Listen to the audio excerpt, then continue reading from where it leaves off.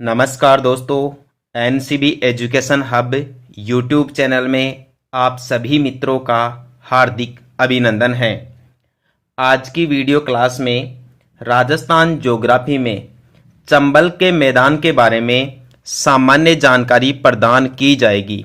तो देख लीजिए दोस्तों, चंबल के मैदानों से कंपटीशन एग्जाम में किस किस प्रकार के प्रश्न पूछे जाते हैं। देखिए, अवनालिका अपर्दन, इसे कहा जाता है गली अपर्दन, सबसे ज्यादा राजस्थान के कोटा जिले में होता है। भाई, अवनालिका अपर्दन क्या होता है दोस्तों? चंबल नदी अपने प्रवाह क्षेत्र में गहरा नालियों का अपर्दन कर देती है, जिसे अवनालिका अपर्दन के नाम से जाना जाता है या गली अपर्दन के नाम से जाना जाता है। तो सवाल ये पूछा जाता है कि राजस्थान में सर्वाधिक अवनालिका अपर्दन कौन सी नदी करती है? तो चंबल नदी करती है।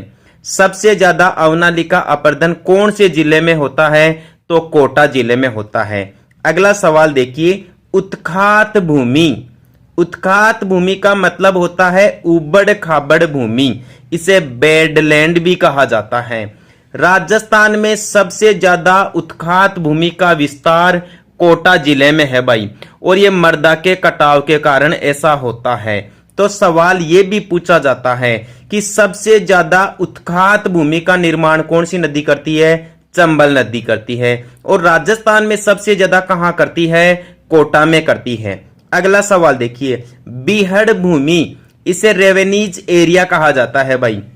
ये बीहड़ भूमि भी चंबल नदी के बेसिन के आसपास के क्षेत्रों में ही बनता है, और यह बीहड़ भूमि राजस्थान में डाकुओं के निवास के लिए प्रसिद्ध है।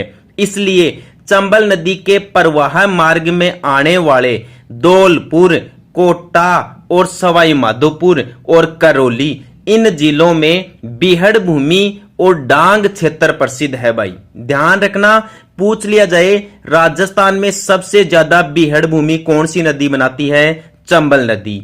और आपसे पूछ लिया जाए सबसे ज्यादा बीहड़ भूमि का विस्तार कहां पर है? सवाई माधोपुर में। या प्रतिशत के आधार पर देखना, प्रतिशत के आधार पर सबसे ज्यादा बीहड़ भूमि धौलपुर जिले में पाई जाती है। इसलिए धौलपुर जिले को राजस्थान का बीहड़ पर्यटन जिला भी कहते हैं। ध्यान रखना, पूछ ले आपसे राजस्थान की 12मासी नदी कौन सी है? वर्ष भर बहने वाली नदी कौन सी है? चंबल नदी। ध्यान रखना, माही नदी भी राजस्थान की 12मासी नदी है। अगला, सबसे अधिक नदियां कौन से संभाग में बहती है? तो कोटा संभाग में बहती है। यहां आपसे सवाल पूछ लिया जाए कि सबसे ज्यादा नदियों का उद्गम किस संभाग से होता है? तो उदयपुर संभाग से होता है। नदियां सबसे ज्यादा किस संभाग में बहती है?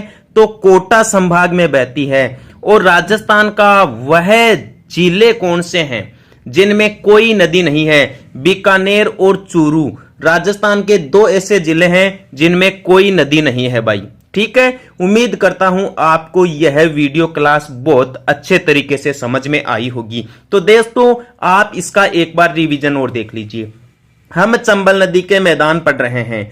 चंबल नदी राजस्थान में सबसे ज्यादा अवनालिका अपर्दन करती है, इसे गली अपर्दन भी कहते हैं। यह सबसे ज्यादा उत्खात भूमि का निर्माण करने वाली नदी है। यही नदी भारत में सबसे ज्यादा बीहड़ भूमि बनाती है।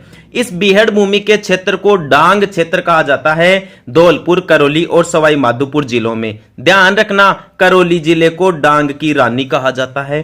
चंबल राजस्थान की एक 12मासी नदी का उदाहरण है, और सबसे ज्यादा नदियों वाला संभाग कोटा संभाग है। सबसे ज्यादा अवनालिका अपर्दन कोटा में होता है, सबसे ज्यादा उत्खात भूमि कोटा जिले में है, और सबसे ज्यादा बीहड़ भूमि का क्षेत्रफल सवाई माधोपुर जिले में है।